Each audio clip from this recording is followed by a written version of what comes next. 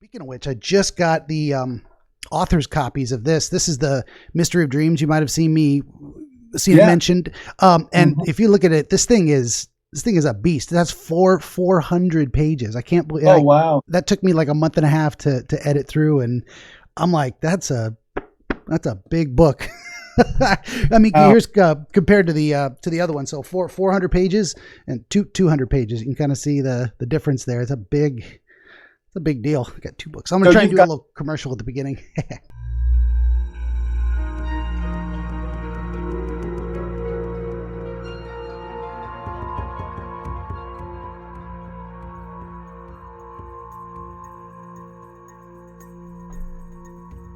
Greetings, friends. Welcome back to another episode of Dreamscapes. Today we have our friend Stan from Southern Utah. Hello, Stan. Howdy. How are you doing? Good. First I just want to say thanks to Stan for putting up with all the technical difficulties at the beginning. We tried to do it on Discord and we just couldn't get it working. We're over on Zoom, and that's a good thing to tell folks too, is that I can meet you where you're at. I'll as long as you're willing to hang in there and let me muddle my way through poorly configuring my technology. So other than that, I'm pretty flexible. I'll talk to anyone, and I'll talk to you on your preferred format. I haven't tried Facebook yet, though. I don't know what that's like, but we'll figure it out. So without me rambling anymore, I'm going to throw it over to Stan. He's going to tell us about his dream, and then we're going to try and figure it out. So I'm ready when you are. Tell me what you got. Okay. Well, thank you. So I'll start off by saying that I've certainly had a lot of interesting and strange dreams throughout my life, and I've even had many recurring dreams. But the reason I sort of wanted to highlight this one is because something happened in this one that was very peculiar and has never happened in any other dream. I mean, this one stands out beyond any other dream in my life. And when I ran across your channel, I thought, well, let's ask the DreamWizard for another perspective, because I certainly have a few thoughts about it, but I'm interested in maybe your thoughts about it, because I've never had anything like this happen. It was almost like it wasn't a dream. It was so. But anyway, I'll get into it. So for starters, I was in an old house that I used to live in. And it wasn't a fancy house. It was kind of an old rundown house. It was, 70 or 80 years old. And many other people had lived in that house. But this took place in a house that I actually lived in real life. So in my dream, I was in this house, and it was one story, didn't have an upstairs in real life. But in my dream, I noticed a flight of stairs. And it struck me a little funny, because I knew that this house didn't have stairs going up, didn't have a second floor. So I thought I was a little strange. So I decided to go up these stairs. So I went up the stairs, and there was a door at the top, and I opened the door and I went through, and then beyond the door, there was a hallway. And the further along that I went down the hallway, the memory of this place started to come back. Like I'd seen it before. I'd been there before. And so I kept going down the hallway, and it in the beginning, the stairs and the hallway were kind of just as old as the house was. Like the paint had been a little bit dilapidated. There wasn't any carpet. It was just old crackly wood. But the further I went down, the more new it became. So down the hall a little bit, the paint was starting to become more fresh or more new. Eventually I ran across some carpet. It became a lot nicer, if that makes any sense. So, and every step that I took, the memory of this place became stronger and stronger. Like I've been here before. But at this part of the journey, the memory wasn't strong enough to know what was going on. So as I went down the hallway, I noticed a door off to my right, And I instantly knew that I had used to go through this door. It's like, oh, I know this door. So there wasn't any thought of, should I go straight down the hallway or should I go through this door? I knew that this door was where to go. But there was a little keypad on it, and I 10 feet before I got to the door, I could not have told you what the keypad was. But once I actually got right up on it, the memory of what the keypad number was. And so I punched it in and opened the door. And inside that was another hallway. And I went down that hallway and the same thing happened. There was a door off to my right, a keypad on the door.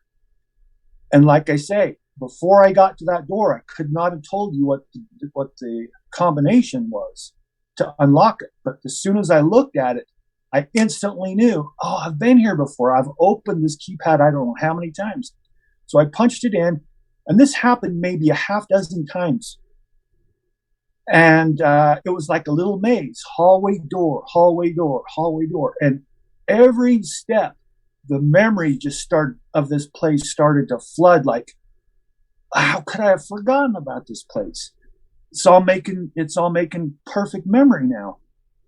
So when I got to the last door, there was actually a person standing there. And instead of me having to punch the keypad to open it myself, it was like one of those tilers standing at the door, like a tiler, like a guard or something, opened the door and let me in.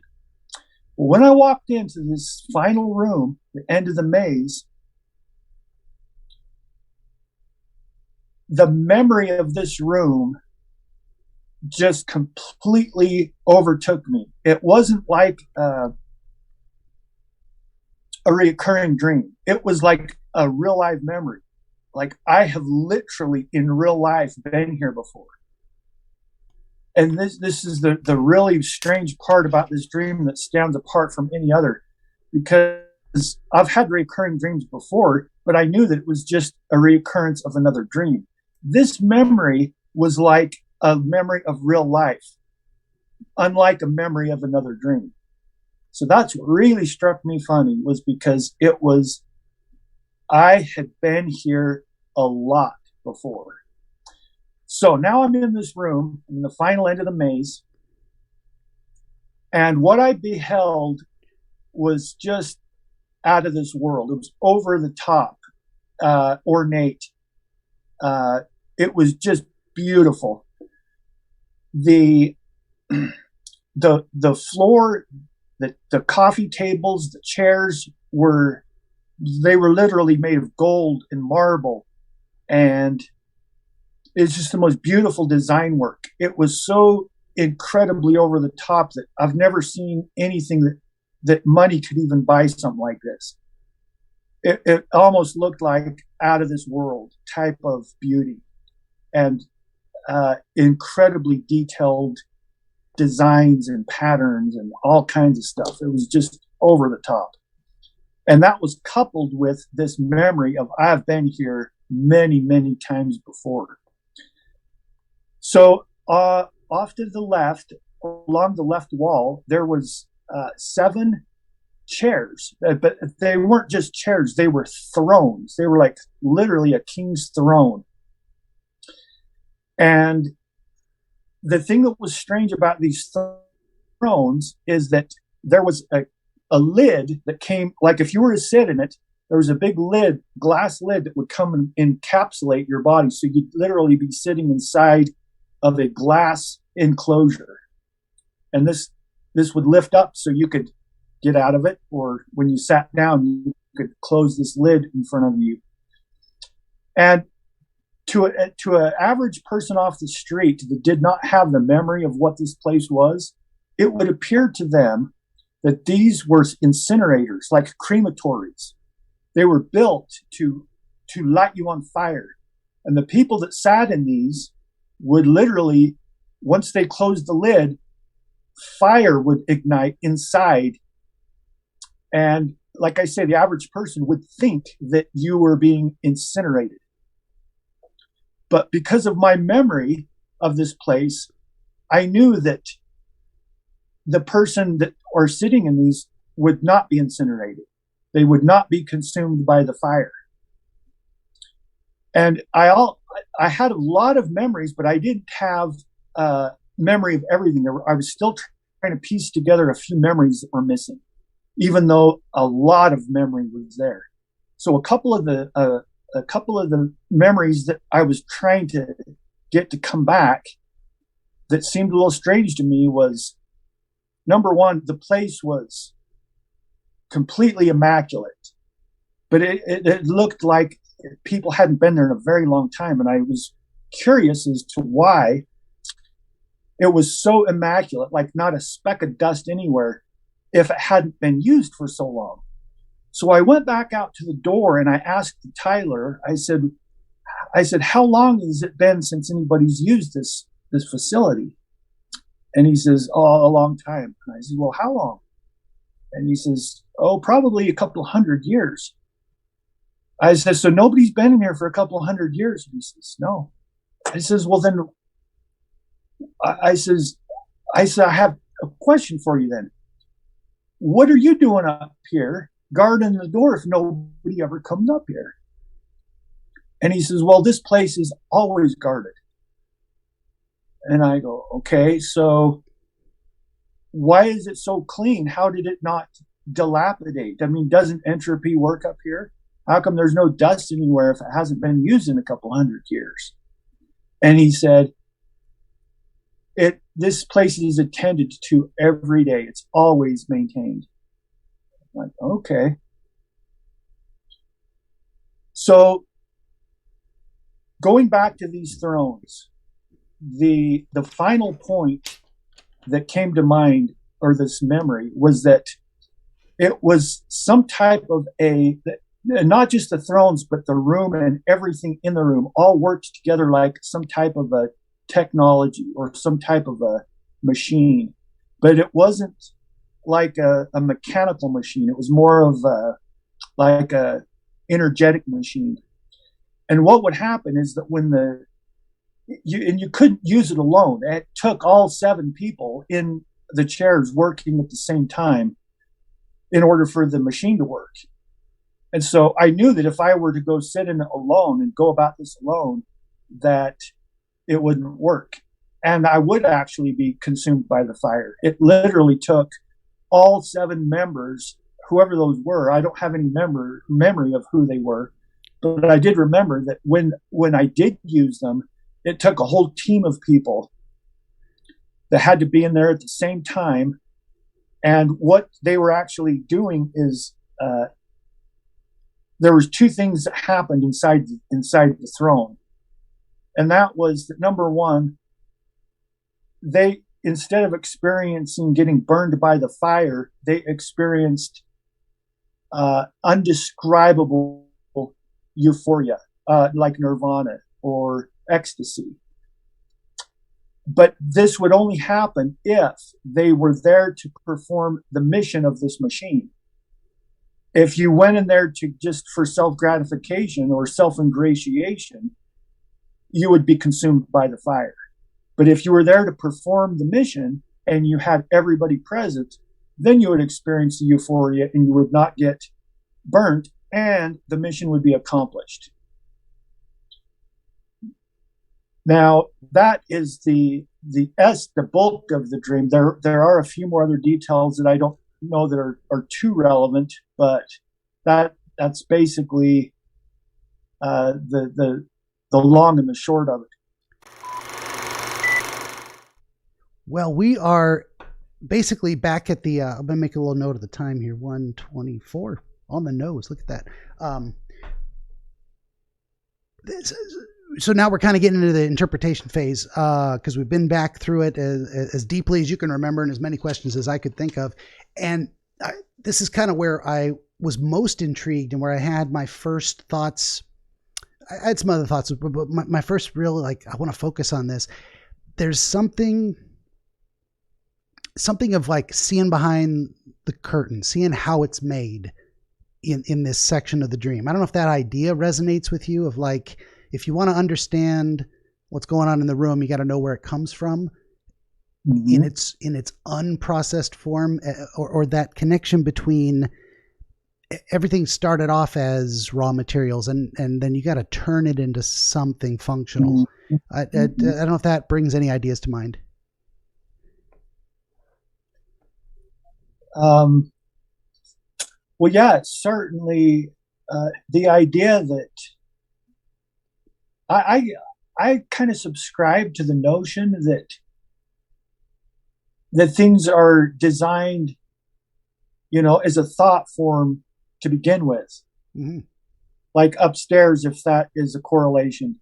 Yeah. And then maybe the physical raw materials that you put together that idea might be representative of the basement. So yeah, I'm definitely of the idea that things are created in an abstract form as step one, and definitely the physical part of it is a secondary step. That resonates with me. Yeah, and the way you just mentioned it made me think of two things. Number one is that you said upstairs, so to speak, and I'm like, yeah, what if the room was the brain and the basement is the body where the work is done for... Ooh, that's pretty good. Something just jumped into my mind about that. That's good. And then my second thought was tangential and just, but I love the idea that every piece of current science fact started off as science fiction. Someone had to imagine it was possible to investigate or build something, and then they go through the trial and error process and they put their theories to the test, and then we get rocket ships. That kind of thing. And the number of people who've had drawn their inspiration for inventions from Gene Roddenberry's original run of Star Trek. I think the communicators, and now we got cell phones. And Bluetooth, literally, that kind of boop, one button, and you're talking to the bridge, everything like that. Didn't all that have to start off as thought form in the beginning? For sure. Yeah. You can't build it until you can imagine it. And then you can try and bring it to life, instantiate it physically in the world, get it out of your head and put it on paper, so to speak. Mm-hmm. Yep. Well, this is go ahead. No, I just saying I like that addition. I like that commentary. Thank you. Thank you very much. That's what I do. My brain just goes a million directions and then it all falls out my mouth, and hopefully some of it's interesting. Well, that's exactly why we're here. Yeah, for sure. This is usually the part where I pause and I say, before I say too much more or start giving my own ideas, I like to ask people if they had their own moments when a light bulb turned on as they were going through the second pass. Because that's usually where new ideas get connected. And they're like, I never thought of that, and I didn't remember that. And then you put them together and you got something. So did anything occur to you before I start filling your head with my own ideas? Well, I will say that prior to our conversation here today, I have thought about the dream quite a bit. And this dream probably happened maybe 2 months ago, so it was fairly recent. But as you were asking questions earlier throughout this last hour, I did have some memories that came back, like how the phones were connected. Mm-hmm. So I think that was the point that those memories came back. I don't specifically recall a new memory as of right now, but you did stimulate a few other memories during that talk. Yeah. Sure. And not just new recollection of images, pre-existing images, but new connections from kind of the descriptions you were giving. Did any, like, some people get those moments where they go, oh, that's what and then you put them together and bam, that's what that means. Something, did you have any of those moments, those kind of epiphany moments? You did or you didn't. It's no pressure, but I like to let people have that first. Yeah, nothing stands out as of right now. Okay. No, that's perfectly fine. I have to be honest, though. My real intent by coming here today was to pick your ideas, because I know what my ideas are. I just wanted to see what another dream wizard had to say about this. And, like you say, it's not right or wrong. It's just an idea that came to your mind is what I'm kind of looking for. Yeah, definitely. You. Good deal. Well, I appreciate that, and I'm not shy about telling people what I think, right or wrong. That's a thought that I had in my head, so I'll definitely tell you. Okay, so what did I hit upon when I was going through here? There's my first. I say that too often. One of the things I like to do also is, if you look back, say 2 months ago when you had the dream, was there something going on in your life that you think could be connected, like some personal struggle, some difficulty, some problem you were facing or trying to understand? Because a lot of times, dreams are our brain's processing something, we fall asleep and it just keeps processing, and then we start seeing our thoughts about that thing presented in certain imagery. It's not always a one-to-one correlation, but there's a strong possibility that's a source. So I don't know if anything comes to mind in terms of specific problems you were contemplating or facing or struggling with 2 months ago. Well, there has been a prevalent issue that I have been trying to process over the last, I'd say, 2 years. And I don't know that it's related to this dream, but now that you mention it, maybe the dream could be related. I'd never made the connection until you just brought it up. Yeah. But the issue that I've been struggling with is an experience that I've had maybe a half dozen times since I've moved into this place. I've been here for about 2 years, and during the 2 years I've been here, there's been an experience I've had probably a half dozen times, and it's a sleep paralysis. I'll wake in the middle of the night, and I'll be like 30% awake and 70% in a dream. And every cell in my body will be like a Charlie horse of fear. Physically, it's not a Charlie horse, but emotionally, it's the most evil fear I can. It's like I've been afraid of a lot of things, and I can rationally think about why I'm afraid. You know, like when I was a little kid and you're going to get spanked, you could rationally think, okay, I did something bad. I'm going to get in trouble. I could reason about my fear. But this fear doesn't seem to have any reason at all. I don't see anything. I don't hear anything, but I'm completely paralyzed. Literally, like physically, I cannot move. It's so bad that I can't even breathe. I'm like, that's how strong the fear is. Every cell in my body feels locked up. It feels like the most evil presence in the entire universe. It is not rational. It is not even what you'd call a typical negative emotion. It was beyond emotion. It was beyond. And so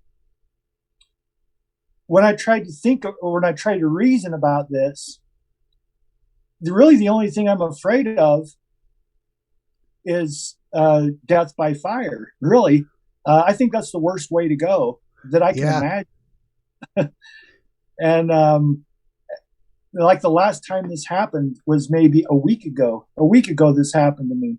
Yeah. Where I woke up and I felt like there was just this evil force that was so freaking terrifying that I couldn't even move. And so this is something that I've been trying to figure out where it's coming from, what's happening. And maybe this dream was connected in some way. I don't know. Could be. Yeah. I mean, that'll depend. I don't want to latch onto that as our only explanation. Of course, it may be, but it depends on whether we're able to kind of connect the dots to some of the specific imagery. As you were explaining that, it didn't seem to connect. Not immediately. Like I wasn't going that and that and that. So I'm not saying it isn't. Maybe I just don't see it. But I'm also thinking, that may be the top of your waking mind, like over a long period of time. This thing you're dealing with that's relatively new and just distressing. So that might be the first thing that comes to mind when I think, are you having any problems, or when I ask that. But it may not be the specific problem you were processing that night in your sleep. Just to clarify too, that night when you had this dream, you did not have an episode of sleep paralysis? No, not at all. Okay. And it's not every single night. So it's, no, it's maybe like a couple times a year. Okay. Very infrequent. Fair enough. Yeah. And did you do, Any research into it? I mean, apparently you're familiar with the term, you know what it is. So you've kind of read about it, you know how it works in general, with the concept of what people experience and what other people have said about the experience. Yeah, I've poked around on Google. I've typed in sleep paralysis, and just a little bit of feedback that I researched. They basically said it is the most terrifying human experience, period. And I'm like, exactly. I completely agree. For sure. Yeah. Thing I've ever experienced. It wasn't even human. It was beyond human fear. It was just out of this world. Yeah. Yeah. And that's, I mean, of course, what you're describing is the classic presentation. You have a sudden awareness that you're not sleeping, but you can't move. So thus sleep paralysis. There's Sigmund Freud's book in 1900, his interpretation of dreams work. The image on the cover, it's got this black looking imp, this kind of devilish looking creature sitting on a woman's chest, and she's in distress, fallen out of the bed, and poking through the curtain in the background is a horse, a nightmare. So this is the iconic dream, sleep paralysis represented in a painting. This malicious force, this heaviness on the chest, the terror, the breathing difficulty, literally pressing on the chest. And it's what we, if I got my facts straight, what we understand about it is that you're becoming consciously aware of your physical surroundings, but you haven't resumed manual breathing, if that makes sense. Like I can choose to inhale and exhale, but when you're asleep, your autonomic, I think that's the word, nervous system takes over and you breathe on autopilot. So you have that experience of being unable to inhale deeply because you're not breathing on your own. Your brainstem is breathing for you, so you're not consciously able to draw a deeper breath. It's like, in some ways, like when your foot falls asleep, you get that pins and needles thing, and you can't operate the muscles. They just won't respond. The nerves are dead. That's kind of that disconnect of what you're experiencing. And it's, so Freud was saying this, you got this from Freud or Jung? Oh, sorry. Well, this is our more recent understanding. They might have known a little bit about that, but I think they knew enough about it at the time that's why Freud put that picture on the cover of his book. Is like, what's one of the most disturbing experiences people can have? This sensation of an evil presence crushing their chest, and they can't breathe, and they're terrified. That was one of the. I'm not the first one to experience this then. It's no, it is a well-known phenomenon going back at least, at this point, 150 years or more. I should look into that. Like that should probably be a part of a focus of what I do with this channel, to start get more into the dream research stuff. I'm doing that a little bit with these books. I'm kind of on a journey too. Is like, first I need to really educate myself. I've got a lot of ideas. I've got a lot of background and theory, but there's a lot of specifics I don't know. What is the earliest documented case of sleep paralysis? No idea. I should be able to tell people that. It's just, I feel like that's something I should know if I'm going to really be a real dream wizard someday. Well, yeah, and the only reason I bring it up is due to your question, which was, were you working through any type of an issue? And that's, I mean, my life is actually perfect. I have the life. I wouldn't change a thing. I'm stress-free. I'm happy. I have no reason to be in fear. I lack nothing. I want nothing. I couldn't ask for anything different in my life, period. Yeah. And why I'm having this fear, I don't even know where it's coming from. I have no reason to be afraid of anything. Yes. That's really the only thing I'm trying to work through. Gotcha. And just to share that, scientific understanding of the phenomenon. I've described it for you. It's a very common experience, and it's very consistent across people. So we would say the cause is not psychological. The cause is biological. So this is a biological disconnect between the, why don't we get up and run around the house when we're having a dream? And some people do. They sleepwalk, and that's a failure of that part of the brain that switches off your thoughts from your physical motor controls. And so that experience of sleep paralysis is more I'm sorry, Cece. It's what's that? Is it the opposite of sleepwalking? Yeah. I mean, that's a good way to understand it. It's the same switches is one way to look at it, of rather than your brain being asleep but controlling your body. Now it's your body's asleep but your brain's waking up, and you don't have full control of your body. And it's and the fear is itself a symptom, and it's also a derivative of the process, because you wake up, you can't move, you can't take a deep breath. That's scary just in and of itself. But actually the physical sensation of terror, of fear, is part of it's part of the sleep paralysis itself, if that makes sense.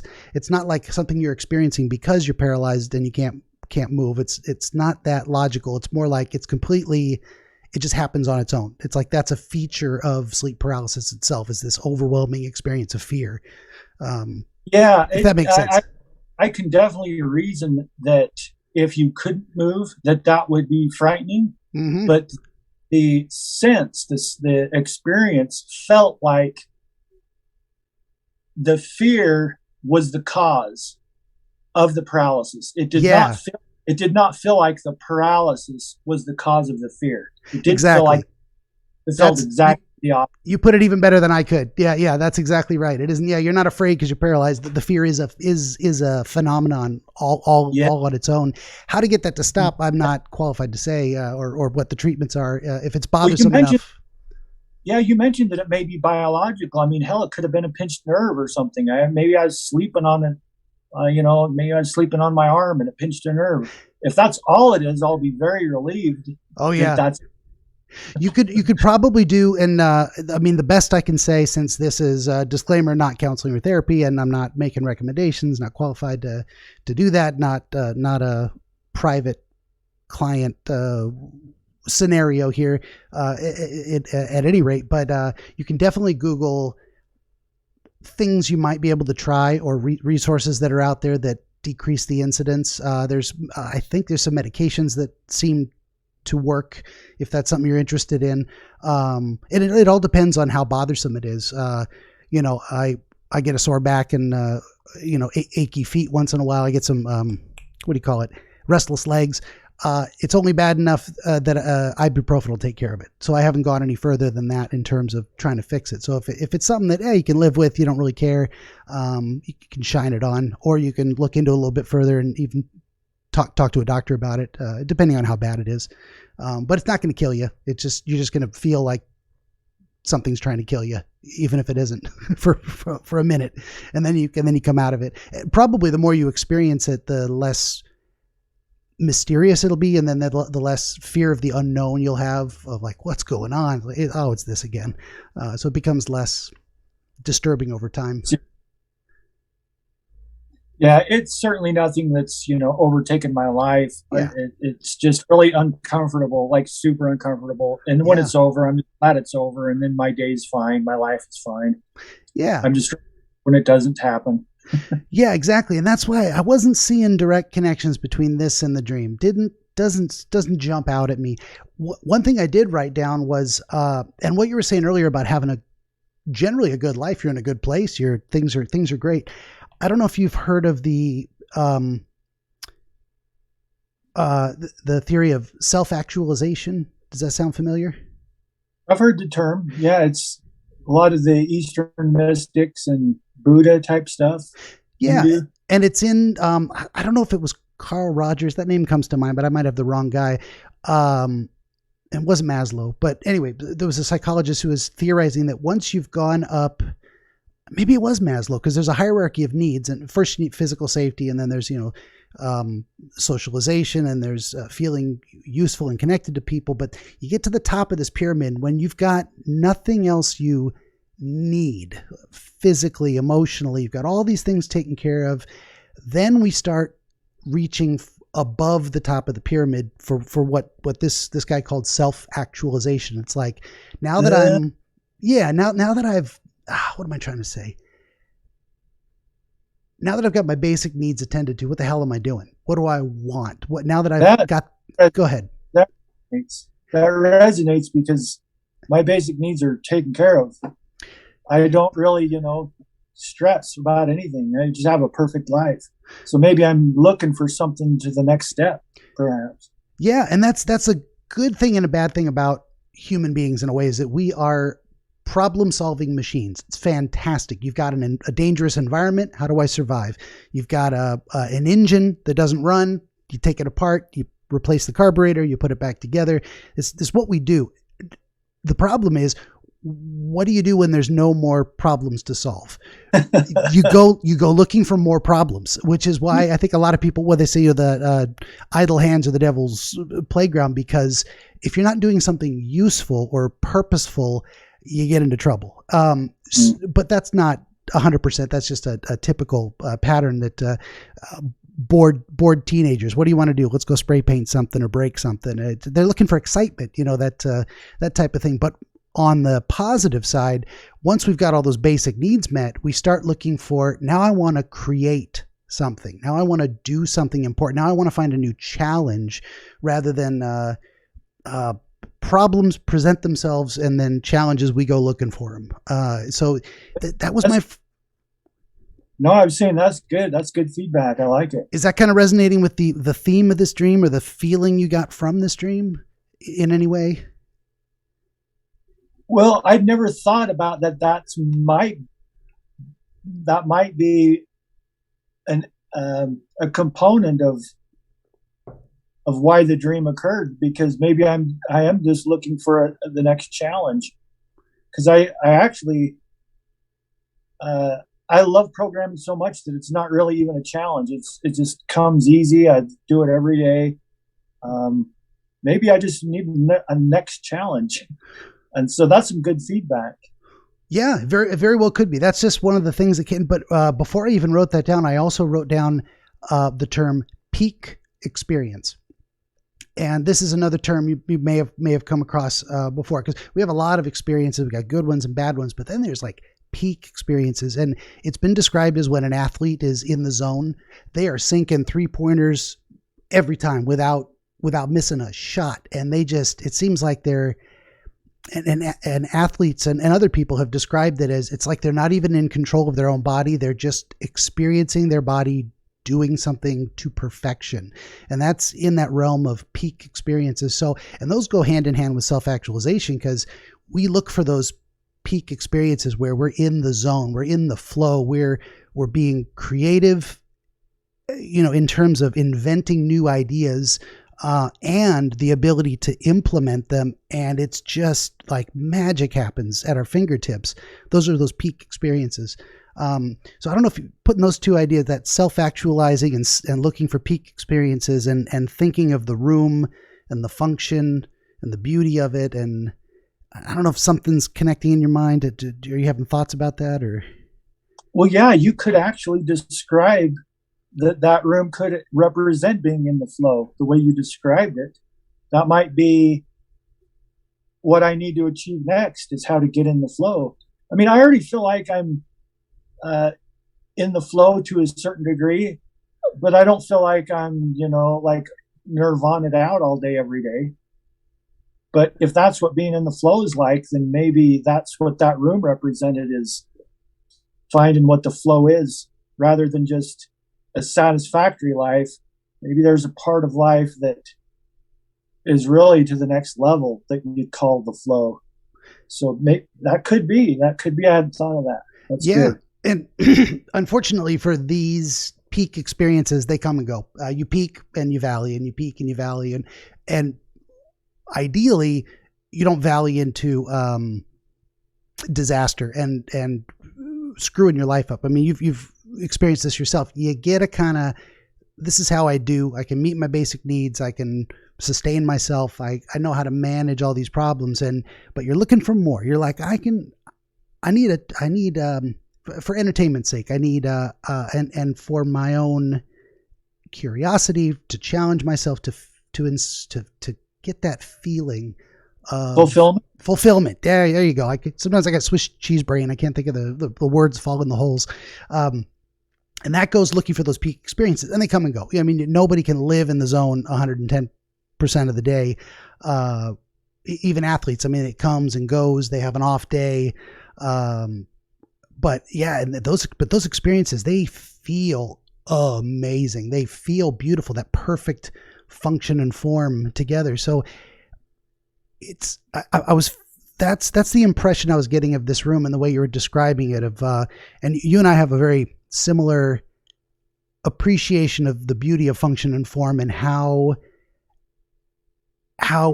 just breathtaking it is when something is beautiful because of how well it works.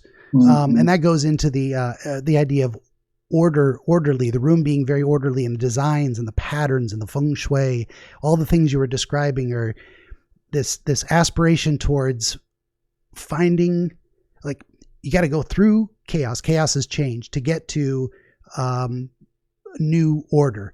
But that order is what you're looking for. And of course, once it's the cycle of day and night as the Egyptians understood it. They had, and this is funny because the internet frog, Pepe on 4chan and whatnot. And then they started calling it Kek, the Egyptian god of chaos. And Kek actually has so that's the male half of I don't want to say binary, but a dual god of chaos and order, Kek and Heket. And Heket is the goddess of the dawn and order. So the chaos of night gives way to the dawn of a new order, gives way to the chaos of more change in the night, and the cycle continues. And we do that with our life too. I had a point there. Sorry. I got off on a tangent. What we do when we're trying to be creative is we're embracing the chaos of night, but the purpose is to get to that dawn of creating a new order. And I think I'm starting to, I was talking with you about the idea of progress over time and repetition. So there's something there in terms of, like, maybe your life has achieved a comfortable routine, and suddenly there's a door that's different. And what's beyond the different doors, not only is different because there's a person there that opens it for you, but what's inside is beautiful, and it's a place you've been before. So that's what brings me back to the idea of peak experiences and self-actualization. Is you've probably had these moments in your life in the past where you're in the room doing the thing for the right reason, and whoop, I lost you. Hang on. Let me see. You tried to adjust something. Hey, you're back. That's okay. I had an alarm that went off. What's that? I had an alarm that went off, so when I turned it off, it switched my screen. Of course it did. Technology, love it. No, what I was saying is, that would lead into the idea of, once you get back to the room and that mounting sense of recall, I've been here before. We all kind of recognize when we're in the flow, when we're in the zone, when we're having a peak experience, and the desire is to get back there. The desire is I want to have another that was amazing. Everything just worked like magic. And so there's two things there. There's the comfort of routine, the path, and you have to go through it, and there's daily routine, but there's also the idea of a known path to peak experience, or the idea of wanting a known path to get back to the room where the magic happens, and where you feel the euphoria and the connection to other people and to the right purpose. What do you got? Yeah, what you were trying to bring out of me, I think you just brought out. This was my epiphany then. This is the epiphany that just came to mind. Going back to the fact that when you use these drones, you would experience this euphoria. Here's the epiphany. The fact that the whole machine was to do something on behalf of something else or somebody else, or maybe many other people. It seemed like that was the mission. And the euphoria was the byproduct. But if you went in there only for self-ingratiation, rather than, it's like the difference between service to self and service to others. Mm-hmm. If you went for the service to others, then your reward would be the euphoria, the nirvana. But if you went in there only for the nirvana alone, it would consume you. Nice. And it works in the same way that the beauty and the form. It's beautiful because it's functional and it works in the same way. If you just are there for the beauty, then it might not be, you might completely bypass the functional benefits that might be there. So yeah, that's an interesting idea. For sure. Yeah. And there's something important there too. That idea of self-serving versus, it's not self-sacrificing in a way, but it's giving versus looking to take. And that maybe that relates to the idea that there's a guard on this door now. But if you go in and we experience this in real life, the positive self feeling we get from helping someone else, we are giving and we're getting something emotionally satisfying out of it. And it's a good feeling. Yeah, there's a reward in that. Yeah. Whereas if you're doing something just for yourself, you can't get that same feeling from taking something from someone or doing something for someone, but really you're just doing it for yourself. There's something different in that of like going through the motions without the genuine intent, or doing something for the wrong reason. And that's like the machine won't work if you go into it with the wrong mindset. And you don't get the same euphoria and that connection to other people too. The idea of, there's like a feedback loop of people working for a common goal. I don't know if you've been in kind of a collaborative projects throughout your life, and do you have any, when you think about that, like, did you participate in something that was a group effort and it had an amazing result and it was of benefit to society, and it was, when you think of a peak experience, did you have an experience like that throughout your life of creating something special? Well, what's strange for me is that I've always been an introvert, and I've never really I've tried to work on a team. Like way back in the day, I belonged to a programming team, and it was just a horrible deal for me. I like to be alone. I like to work alone.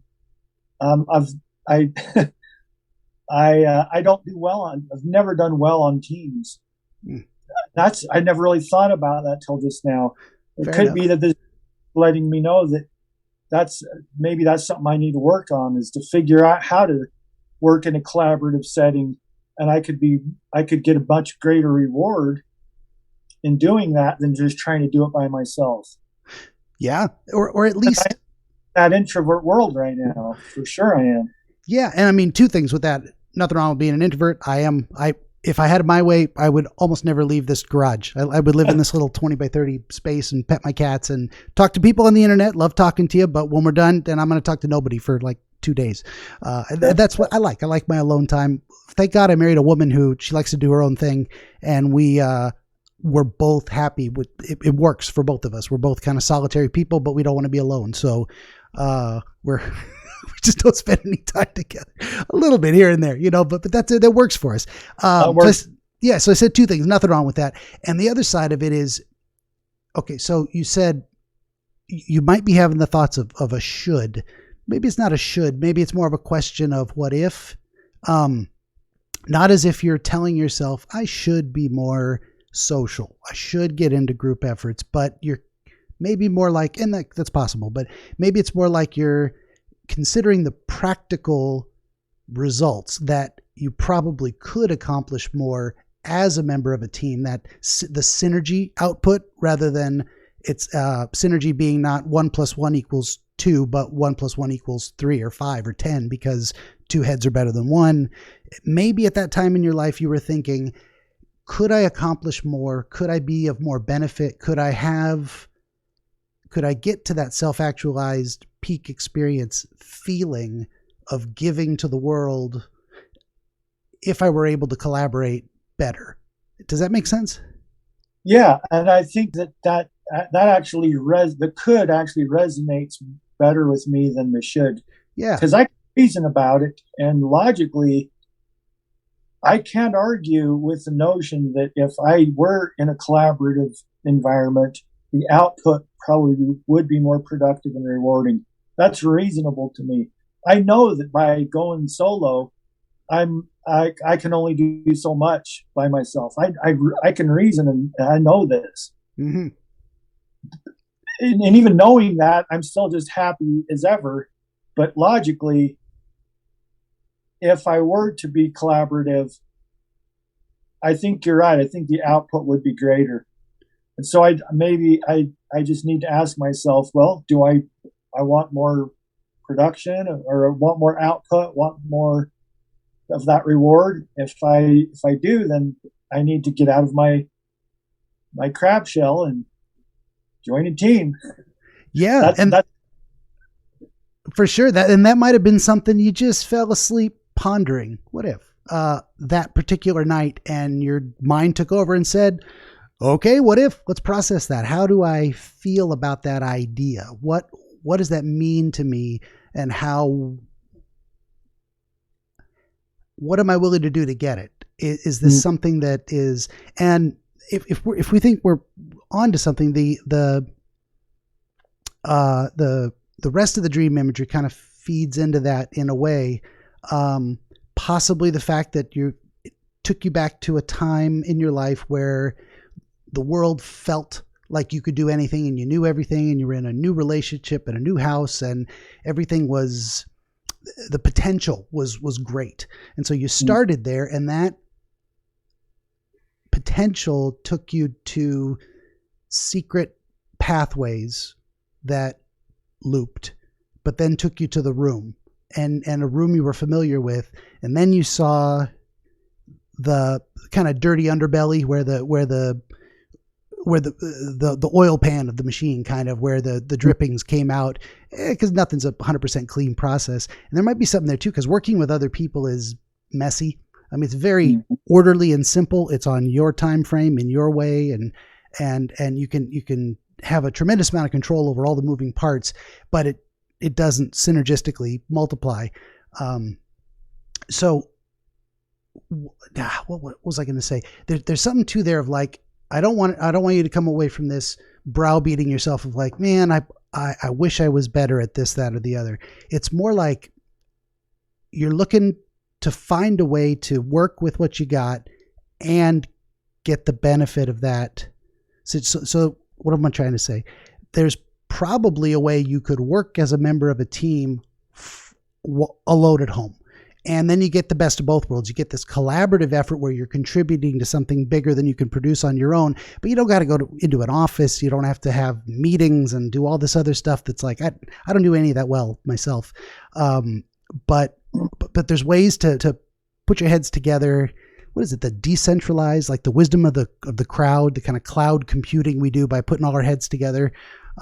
There's probably some kind of a path there, that might satisfy what this dream was pointing you at, a possibility. There's something in there. I think that this idea of being on a team might have something to do with what I need. I mean, the theme of collaboration and teamwork is resonating as you're talking. So I think that might be, I mean, I know that there was basically 3 different requirements to make this machine work. And I know for sure that the teamwork is definitely lacking for me. For sure it is. So that might be a theme that's resonating.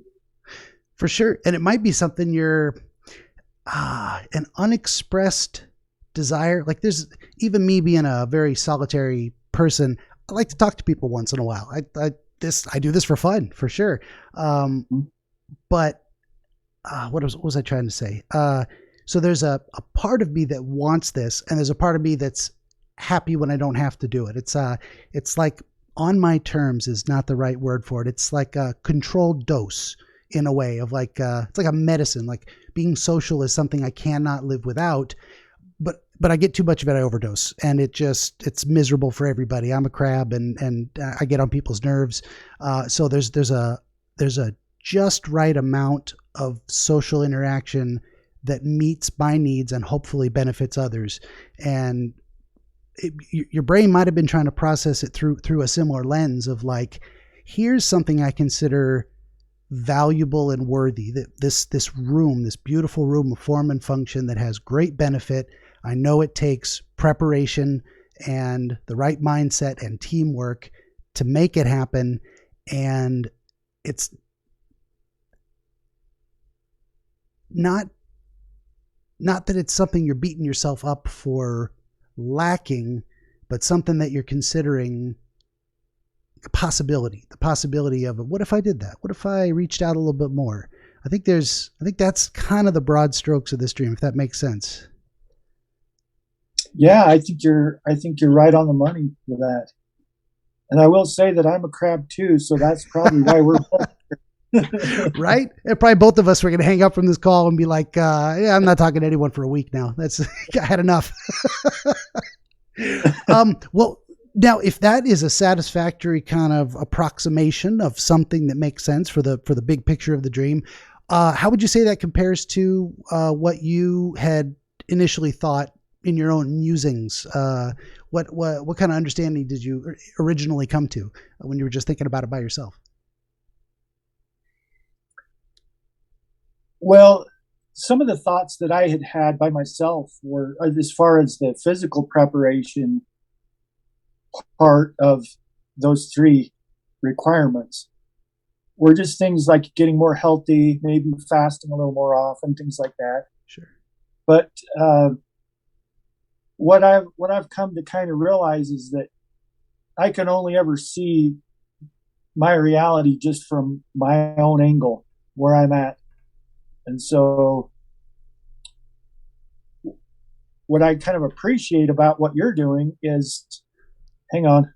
Oh, we got another alarm and another cat. That's perfect timing. Yep. What I kind of appreciate about what you're doing is it gives people like me a chance to see me or my dream from another angle.